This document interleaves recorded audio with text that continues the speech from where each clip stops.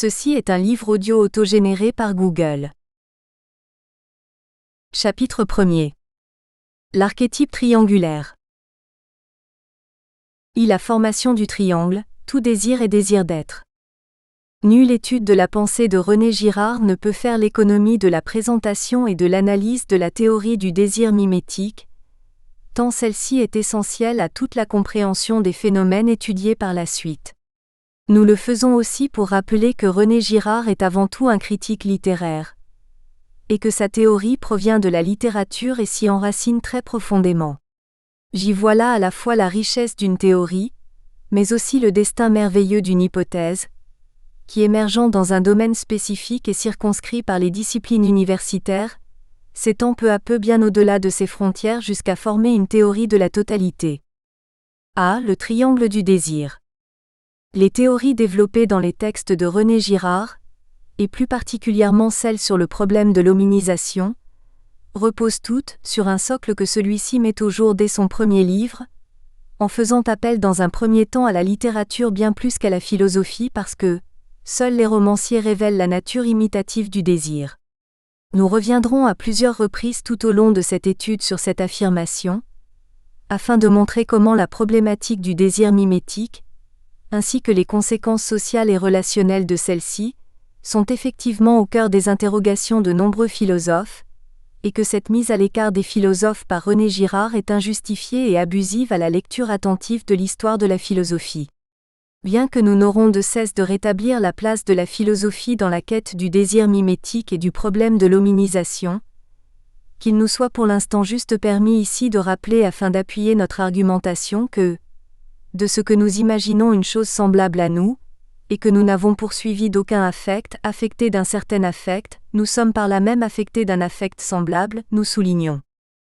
L'idée principale que René Girard extrait de son étude de la littérature consiste en ce que tout désir, ou plutôt devrions-nous dire, tout objet de désir nous est dicté par un médiateur désirant.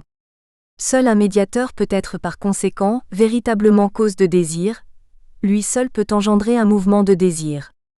C'est là la thèse fondatrice de tout le système girardien, mais aussi de son prolongement dans l'anthropologie générative d'Éric Gans. C'est à l'aide de l'histoire de la littérature et de quelques textes majeurs, parmi lesquels Don Quichotte, Le Rouge et le Noir, ou encore les frères Karamazov, que Girard révèle ce principe du mimétisme des désirs humains. Mon désir ne peut jamais être premier et doit toujours m'être, sinon dicté, du moins signalé par un tiers. Nous pouvons donc affirmer ici que dans toute la pensée de René Girard, l'homme ne saurait jamais simplement désirer un objet, le désir est toujours déjà un désir à trois, en ce que l'objet que je désire est un objet qui est déjà désiré par un tiers. La relation de désir ne doit pas être pensée sur le mode d'une simple visée de l'objet, elle n'est pas une ligne droite entre objet désiré et sujet désirant. Girard va en effet substituer à ce modèle de la ligne, la figure du triangle. La relation de désir ne doit pas être réduite à deux pôles dont l'un serait le sujet désirant, et l'autre l'objet désiré. L'étude du Don Quichotte de Cervantes donne l'occasion à Girard d'exprimer très clairement ce point de vue. Don Quichotte a renoncé en faveur d'Amadis à la prérogative fondamentale de l'individu. Il ne choisit plus les objets de son désir, c'est Amadis qui doit choisir pour lui. Ainsi, entre tout sujet désirant et objet désiré, doit être intercalé un troisième terme, un tiers inclus dont le rôle essentiel est de désigner l'objet et de le rendre désirable, en montrant que lui aussi le désire. Il crée le désirable en le montrant désiré. Notons comment nous sommes aujourd'hui peut-être plus que jamais, entourés d'un monde dans lequel tout semble vouloir nous dicter quoi désirer. Des murs de nos villes à nos écrans de télévision, les objets de désir s'affichent partout, mais non sans avoir à leur côté un médiateur qui nous dicte la direction de nos désirs. Toutefois, c'est à une analyse plus fondamentale que ce livre Girard, plus fondamentale parce que plus originaire, plus ancrée en l'homme. Le rôle du médiateur peut être défini comme suit. Est appelé médiateur, le sujet qui fait d'un objet un objet désirable, en le montrant désiré, en le désirant lui-même.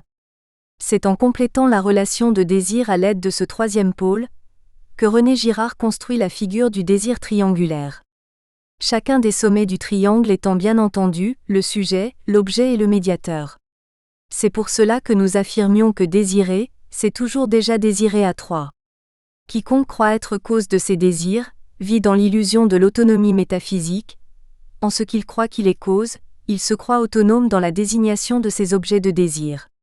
Nous ne pouvons faire abstraction, si nous voulons rendre la relation du désir humain plus intelligible, du caractère ternaire de celle-ci. L'homme ne saurait donc désirer que si l'objet qu'il désire lui est indiqué par un médiateur. Le schéma du désir humain est de façon originelle et essentielle, triangulaire. Prenons pour exemple un groupe d'enfants, et mettons-les dans une pièce avec autant d'objets identiques qu'il y a d'enfants de telle façon que la répartition pourrait se faire sans problème. Les probabilités sont grandes pour que rapidement, ceux-ci convoitent tous exactement le même objet, et que l'attention de tous se focalise sur celui-ci.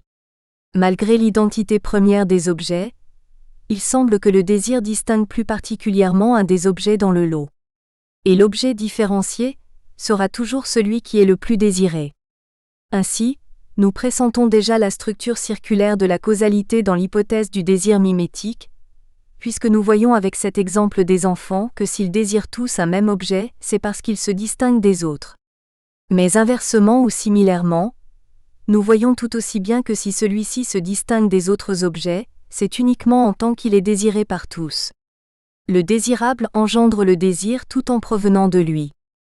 Bien que cette hypothèse dite du désir mimétique soit séduisante, nous ne pouvons faire abstraction du fait que cela semble bien être un axiome dans les textes de René Girard que nous n'aurions qu'à accepter ou à rejeter avec l'ensemble du système.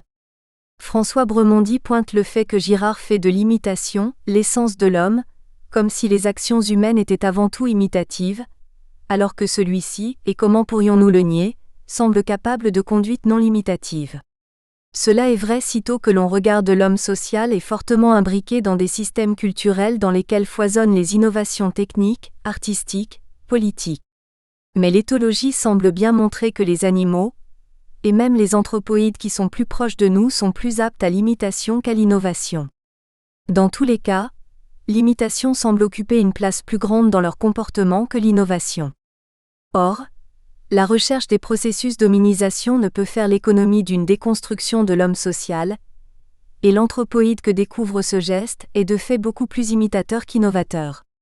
Nous verrons dans notre deuxième chapitre que l'innovation de l'humanité par rapport à l'animalité émane de l'adaptation d'un processus unique par répétition mimétique, mais restons pour l'instant dans notre problématique du mimétisme. La distinction conceptuelle entre imitation et innovation n'est en fait pas aussi tranchée que l'écrit François Bremondy. Rares sont les processus d'innovation qui ne dérivent pas d'une imitation que l'on dépasse ou qui se dérèglent. Nombre de processus et d'innovation technique ne dérivent en fait que d'une imitation de processus que l'on retrouve déjà dans la nature, comme si les techniciens singeaient la nature.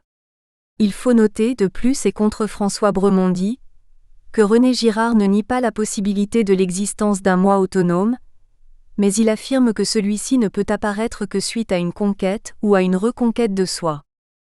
Je ne dis pas qu'il n'y a pas de moi autonome.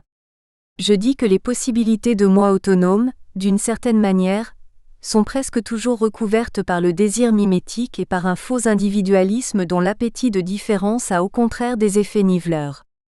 Le paradoxe que permet de comprendre la théorie du désir mimétique est le suivant. Comment est-il possible, alors que tous les hommes semblent vouloir se distinguer des autres, soit dans leur consommation, soit dans leurs amours, soit dans leurs pensées, que nous aboutissions toujours à une situation dans laquelle règne une grande homogénéité? Chacun voulant et désirant être différent, nous sommes contraints par cela et en cela même à imiter les autres. Comme si la dialectique de l'altérité nous ramenait toujours et inévitablement au même. Nous imitons les autres dans notre volonté même d'en différer, et c'est cela qui fait de nous des doubles. Grâce à la compréhension du mécanisme triangulaire du désir mimétique, nous pourrions atteindre un stade de libération. C'est en quelque sorte la connaissance de la nécessité du mimétisme qui nous rend libres. La théorie du désir mimétique se veut donc aussi une pensée de la libération, une pensée de la réappropriation des désirs par la connaissance du triangle. Toutefois, cette libération n'entraîne pas un désir autonome, nous ne saurions jamais choisir directement nos désirs, en revanche, la possibilité se fait jour de se choisir un médiateur. Faute de choisir l'objet, il reste l'autre pôle sur lequel exercer sa liberté, nous pouvons donc nous choisir un médiateur. Le choix de mes désirs reste toujours un choix indirect, qui passe par le choix du médiateur. Choisir, c'est toujours se choisir un modèle et la liberté véritable se situe toujours dans l'alternative fondamentale entre modèle humain et modèle divin. Puisque nous avons posé l'existence d'un médiateur du désir, il nous faut maintenant examiner son rôle ainsi que son mode de fonctionnement. B. Le rôle et la désignation du médiateur, médiation interne et médiation externe. Les médiateurs peuvent être des individus bien différents, et leur place ainsi que leur rôle au sein du triangle du désir peuvent varier en fonction de leur nature. C'est en cela que le choix des médiateurs est important. Nous pouvons ainsi imaginer que le médiateur de mon désir soit un personnage imaginaire et fictif, comme c'est le cas d'Amadis pour Don Quichotte. Ou au contraire, mon désir peut m'être désigné par un personnage réel, duquel je peux être plus ou moins proche, tout comme le désir d'écrire ce livre pourrait m'être dicté malgré lui par René Girard lui-même, par un mimétisme dans le fait d'écrire. Nous insistons ici sur cette distinction parce que celle-ci sera déterminante dans les processus d'hominisation, et dans la genèse des institutions humaines ainsi que dans la naissance du politique. Si le médiateur est proche de moi, nous sommes de fait deux à convoiter un même objet. Si celui-ci est en revanche fictif ou non immédiatement présent, mon désir sera seul à viser l'objet et ne rencontrera aucun obstacle sur sa route vers celui-ci. Force nous est donc de constater que le triangle ne peut pas évoluer de la même façon selon que le médiateur soit très proche de moi, ou au contraire très éloigné. L'imitation des désirs de mon père ou de mon frère par exemple, ne va bien évidemment pas avoir les mêmes conséquences sociales que l'imitation des désirs d'un haut personnage historique, ou d'un personnage de roman. Afin de rendre ces différences intelligibles, René Girard établit une distinction conceptuelle entre un médiateur externe et un médiateur interne. Nous appellerons désormais avec René Girard, médiation externe, la situation dans laquelle le tiers m'est suffisamment distant afin que mon désir n'entre pas en concurrence avec le sien.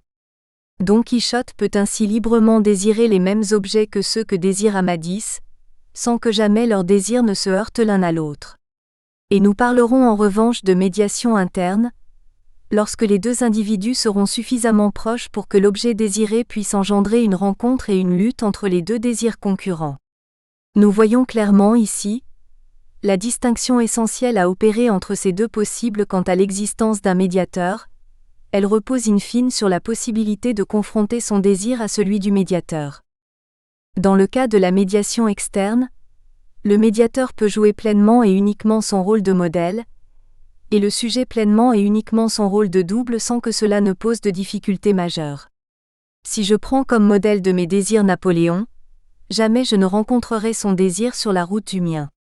Cette absence de difficulté est expliquée très clairement par le fait que l'objet n'est la proie que d'un seul désir à la fois, l'autre étant fictif, ou au moins non actuellement effectif, comme dans le cas d'un personnage historique par exemple. L'un et l'autre étant assez éloignés pour ne pas entamer de lutte pour l'objet, leurs désirs ne se rencontreront jamais, et leur relation pourra de ce fait continuer à être une relation de modèle à imitateur. En revanche, dans le cas de la médiation interne, les deux individus étant suffisamment proches l'un de l'autre, nous allons assister à une confrontation des désirs.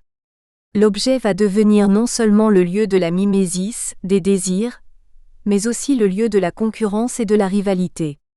Puisque les deux sujets existent simultanément et que leurs désirs sont tous deux actuels, l'objet va effectivement être la proie de deux désirs concurrents. Le médiateur ne va donc pas se contenter ici de fonctionner dans son rôle de modèle, mais va devenir de plus en plus un modèle obstacle, ou un modèle rival. Derechef, René Girard, ne fait pas à l'histoire de la philosophie la place qui lui revient dans cette problématique. Ce mécanisme de la violence engendrée par le mimétisme des désirs est déjà révélé par Thomas Hobbes dans son Léviathan, de façon explicite. Si deux hommes désirent la même chose alors qu'il n'est pas possible qu'ils en jouissent tous les deux, ils deviennent ennemis. Nous pouvons donc constater ici clairement comment je peux désirer aisément un objet qui a été un des objets de désir du Christ, sans jamais qu'il ne m'oppose de violence. Par contre, le simple fait de désirer un objet du désir de mon frère, de mon père, d'un de mes collègues, me place immédiatement dans un rapport d'imitation-violence avec chacun d'entre eux. L'alternative entre le modèle humain et le modèle divin de la médiation que nous évoquions peut désormais être éclairée par le fait que le modèle divin et transcendant permet de ne pas renvoyer de violence à travers le désir, alors que le modèle humain et immanent porte en son sein l'ambivalence d'un médiateur modèle et rival, par conséquent aimé parce que modèle et détesté en tant qu'il est aussi un obstacle. Nous pouvons déjà pressentir ici les conséquences que peuvent avoir de telles affirmations et une telle conception du désir mimétique, tout particulièrement lorsque nous aurons à examiner un mythe occupant une place tout à fait importante dans les processus d'hominisation, à savoir le mythe d'Œdipe, ainsi que l'interdit de l'inceste. En effet, le père Laïo ne serait-il pas dans l'œuvre de Sophocle, ce médiateur interne qui à la fois nous désigne l'objet de notre désir, mais se pose aussi comme obstacle majeur à l'accomplissement de celui-ci? Le désir mimétique se révèle d'ores et déjà comme ayant une double face, à la fois de rapprochement mais aussi d'éloignement des hommes. Comme si les concepts d'éloignement et de rapprochement n'étaient pas si tranchés que cela. Ce que nous permet de penser Girard, c'est que plus je suis proche de quelqu'un et paradoxalement plus la violence menace. Il est donc possible de comprendre par avance par cette double face du désir mimétique, comment les désirs peuvent à la fois être ce qui rapproche les hommes, et en même temps ce qui déclenche la violence entre eux. D'un côté, ils rapprochent les hommes en faisant converger leurs objets de désir et donc leurs intérêts immédiats. Mais d'un autre côté, l'impossibilité pour deux individus de détenir, ni même de convoiter un même objet tend à les éloigner, en faisant des rivaux. Cela est particulièrement vérifiable dans tous les phénomènes de groupe. En effet, le groupe n'est jamais autant soudé que lorsqu'il a un intérêt immédiat contre un ennemi commun. La cohésion est toujours plus facile à obtenir dans le rejet que dans le projet, dans le non que dans le oui. Notre même désir immédiat d'éliminer cet ennemi nous rapproche. Ce phénomène est bien connu en géopolitique sous le nom d'union sacrée ou d'union nationale, lorsqu'un peuple fait corps derrière ses dirigeants lors d'une guerre. Mais une fois cet ennemi hors d'état de nuire, une fois la guerre terminée, les luttes intestines pour prendre la tête du groupe le scindent en de multiples factions, comme si une fois la haine de l'autre retombée, les individus se demandaient ce qui les unit encore. La théorie girardienne du désir mimétique, en tant qu'elle est une théorie qui met au jour les deux visages du désir, explique donc pourquoi il est toujours plus facile d'être uni contre quelque chose que pour quelque chose. Autant il est facile de haïr et de rejeter ensemble, autant le désir à deux est quant à lui problématique. Il faut toutefois pointer un problème dans cette distinction conceptuelle entre médiateur interne et médiateur externe. En effet, certes le médiateur externe ne se pose pas comme rival, néanmoins je rencontre sur la route de mes désirs les autres individus qui eux aussi le prennent comme modèle. Il suffit de voir pour comprendre cela que si je prends comme médiateur de mes désirs, à quelqu'un comme Napoléon, je vais rencontrer dans ma lutte pour le pouvoir politique, les autres individus qui eux aussi prennent comme modèle des médiateurs qui leur dictent le désir de pouvoir politique. Par conséquent, même la médiation externe peut s'avérer conflictogène dans le mimétisme. Deux individus prenant Napoléon comme modèle, certes ne le rencontreront jamais sur la route de leurs désirs, mais se trouveront probablement l'un l'autre comme obstacle sur le chemin des désirs de Napoléon. Il est donc difficile de tenir cette distinction conceptuelle aussi loin que le fait Girard. Comme le remarque très justement Charles Ramon, il aurait fallu à René Girard, afin de stopper la violence, renoncer non pas à la médiation interne et à ses processus, mais au désir lui-même, puisque nous ne pouvons réellement distinguer un bon désir de la médiation externe d'un mauvais désir de la médiation interne. C'est fonction divine et démoniaque du médiateur. Une conception juste et précise du désir doit donc révéler comment cette rivalité mimétique confère ipso facto un double rôle au médiateur, à la fois modèle et obstacle. Ce double rôle n'est pas neutre quant à la relation du sujet avec l'objet. En effet, chacun des versants de la figure du modèle, chacun des deux rôles du médiateur que nous venons de voir dans la configuration de la médiation interne, va réagir comme une spirale, et nous allons donc assister à un double déploiement de spirales qui se renforcent l'une et l'autre, qui s'auto-entretiennent mutuellement. D'un côté, nous aurons une spirale mimétique et un renforcement du désir et des forces qui convergent vers l'objet. Nous pouvons ici en quelque sorte dire que plus le médiateur va désirer l'objet, plus cela nous démontre qu'il est désirable, et donc plus le sujet le désire. Et de l'autre, nous aurons le versant négatif de cette première spirale, à savoir la spirale de l'obstacle, de la violence, qui se déploie en parallèle et symétriquement, dans une lutte de plus en plus pressante entre le sujet et le modèle. Le rapprochement du médiateur tend à faire coïncider, nous le savons, les deux sphères de possible dont les deux rivaux occupent chacun le centre. Le ressentiment que ces derniers éprouvent l'un pour l'autre ne cesse donc pas de grandir.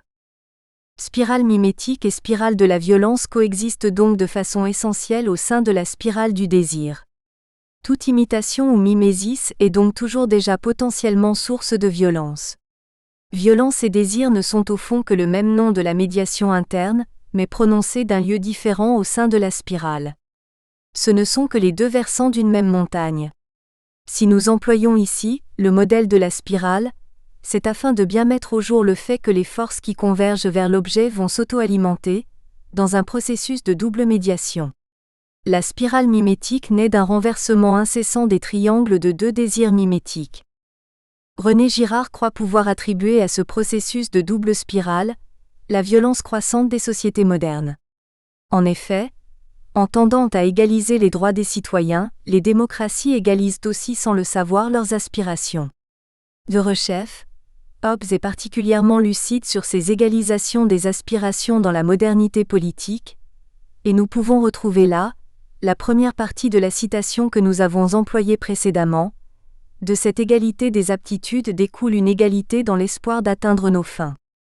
C'est pourquoi si deux hommes désirent la même chose alors qu'il n'est pas possible qu'ils en jouissent tous les deux, ils deviennent ennemis.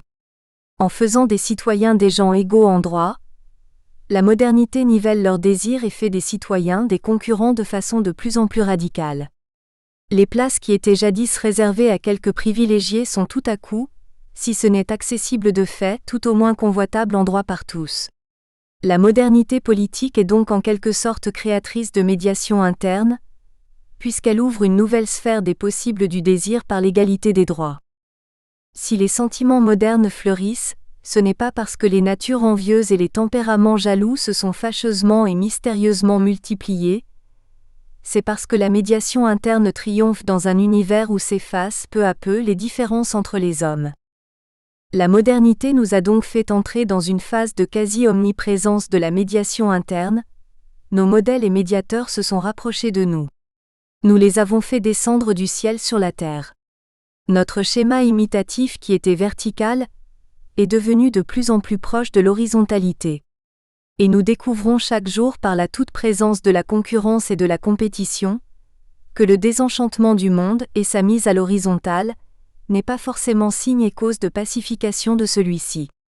René Girard nous permet de comprendre de façon très précise cette surprise de la violence de l'horizontale. D. La modernité politique et le triomphe de la médiation interne. C'est tout particulièrement lors de la naissance des démocraties modernes et de la chute du pouvoir divin, que René Girard situe ce passage brutal d'une médiation externe des désirs à une médiation interne. Notons que la modernité n'est pas le passage unique d'une médiation externe à une médiation interne.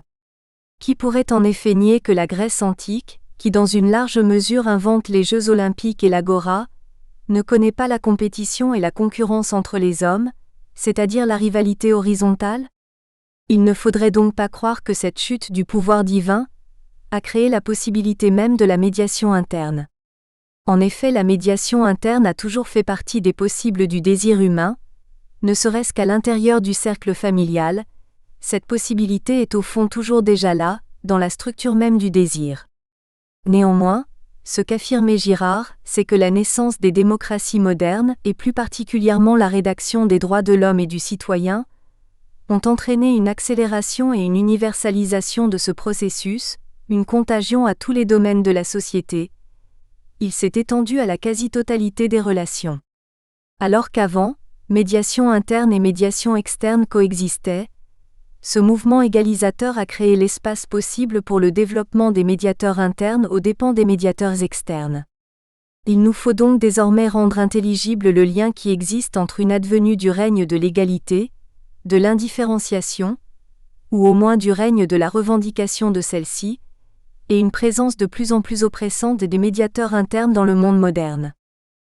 La personne investie du pouvoir divin est tellement éloignée verticalement de ses sujets qu'elle occupe la place de médiateur externe.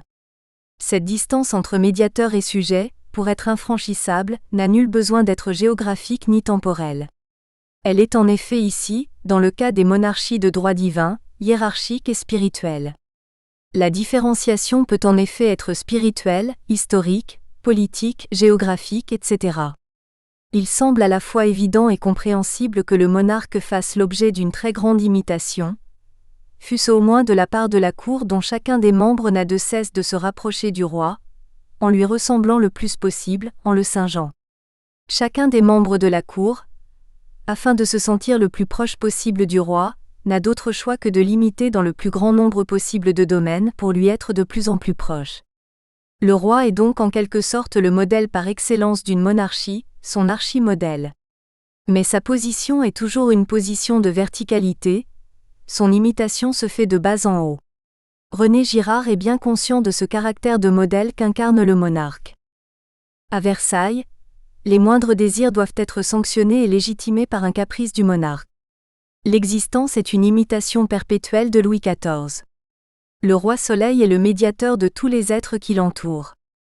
Néanmoins, tant que le pouvoir divin subsiste, son détenteur ne peut être qu'un médiateur externe.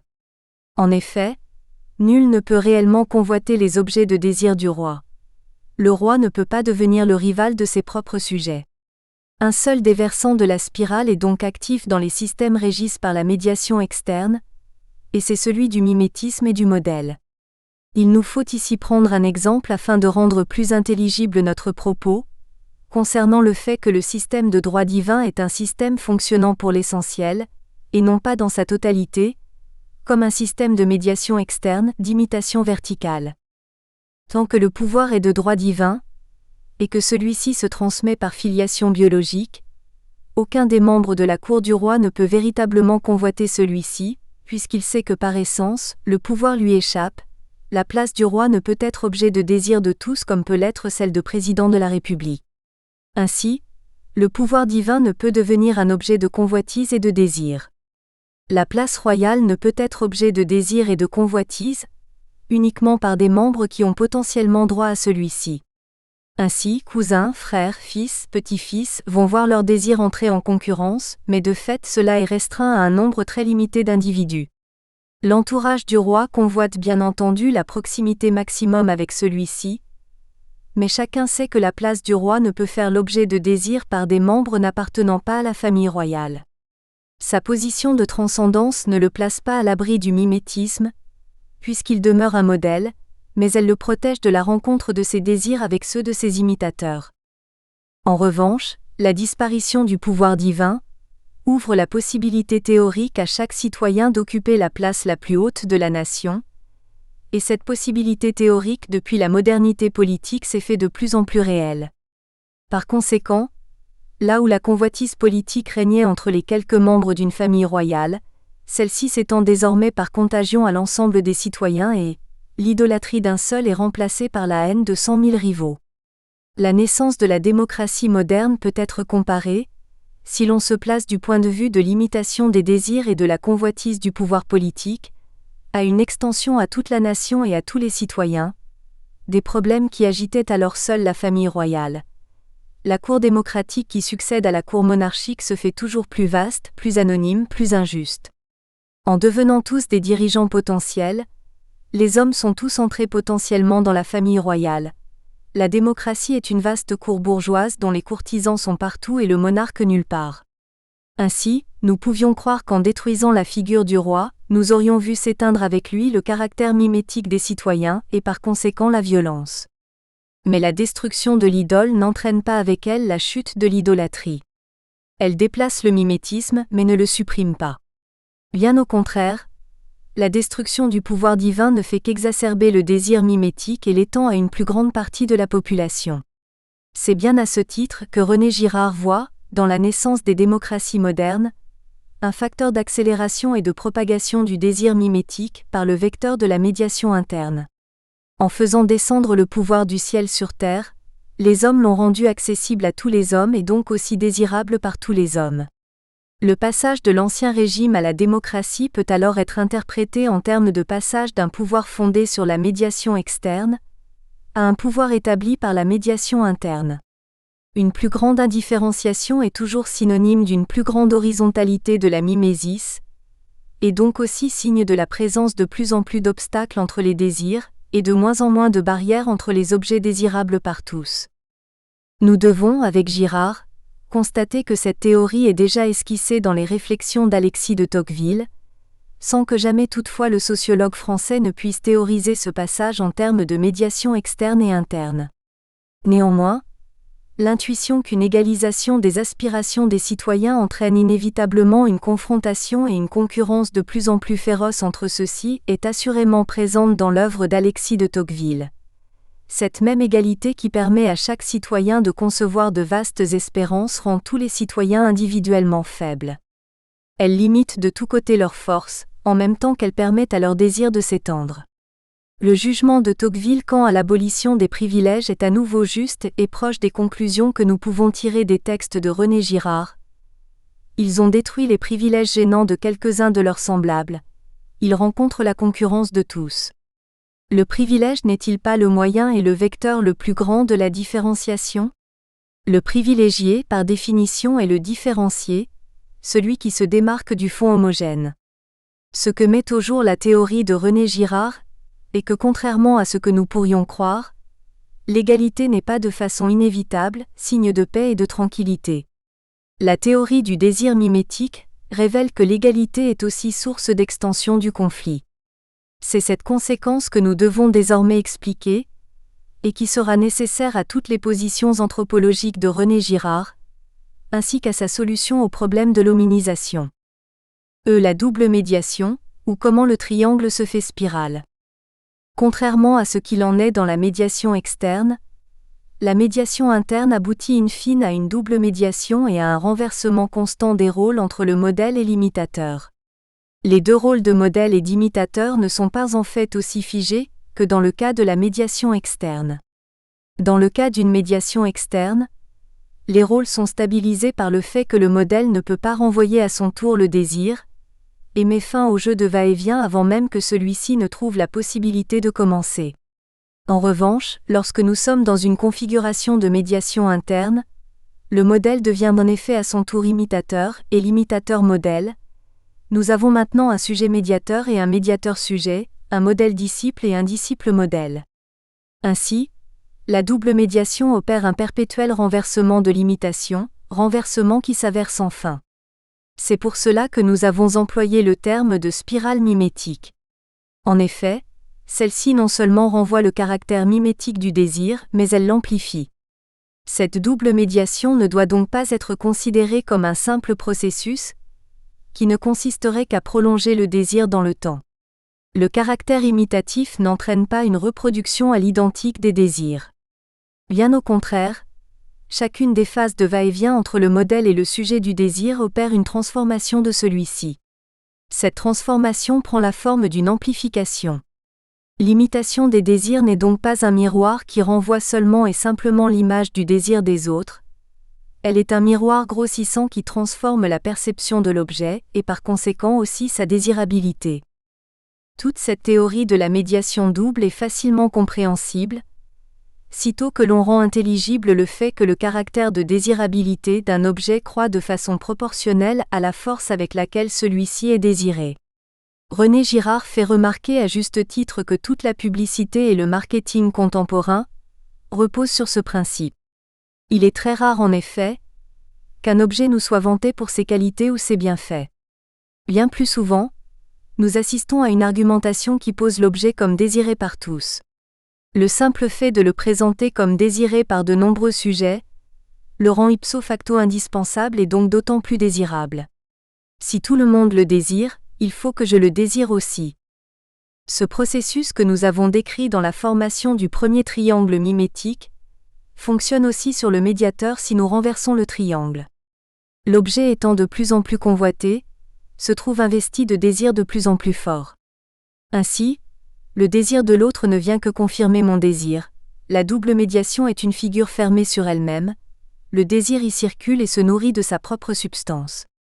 La double médiation constitue donc une véritable génératrice du désir, la plus simple possible. 41. La double médiation est donc le moteur du désir, et la combustion se fait par la mimésis. Afin de rendre compte du processus qui est ici un double processus, nous espérons que vous avez apprécié cet aperçu. Pour continuer à écouter ce livre audio sur Google Play Livres, utilisez le lien dans la description de la vidéo.